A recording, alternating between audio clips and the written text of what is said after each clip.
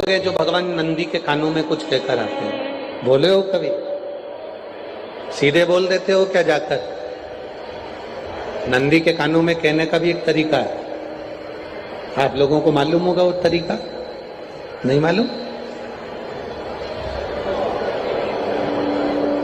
ये बेलपत्री की जो डंडी रहती है ना, बीच का जो भाग है, ध्यान दिए ना जरा सा, ये बीच की जो डंडी है, फिर से देखिए, बेलपत्री के 2 पत्ते और उसके पास में जो बीच की जो डंडी का भाग है, दिख रहा है आप लोगों को?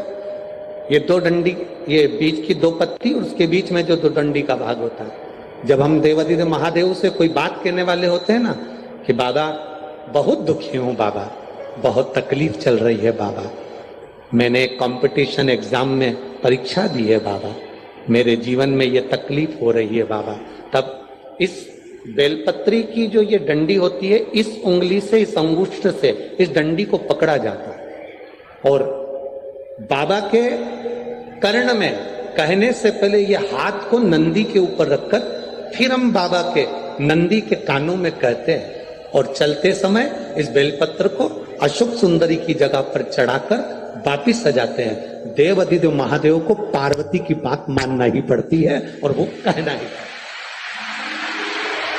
ये बेलपत्र की महत्व है। ये जितना फल एक बेलपत्र की पत्ती में, उतना की उतना फल। हम आपसे फिर कहेंगे, कभी मौका मिल जाए जिंदगी में, कभी तुम्हारे जीवन में अगर मौका मिले और कहीं बेलपत्री का वृक्ष मिल जाए जिसकी छांव तुम्हारे ऊपर पड़ रही हो, तुम्हारे ऊपर अगर बेलपत्री की छांव पड़ रही हो, उसके नीचे बैठकर कभी मौका मिले, एक बेलपत्री का पत्ता मात्र रखकर आप शिव जी का नाम लेकर जल भी अगर समर्पित कर रहे हो ना, तो वो 12 ज्योतिर्लिंग को जल चढ़ाने के बराबर फल प्रदान कर।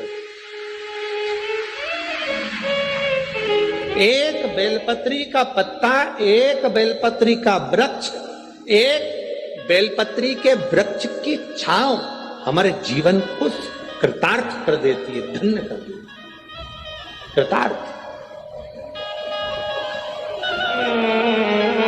एक पत्र आया है, देखिए।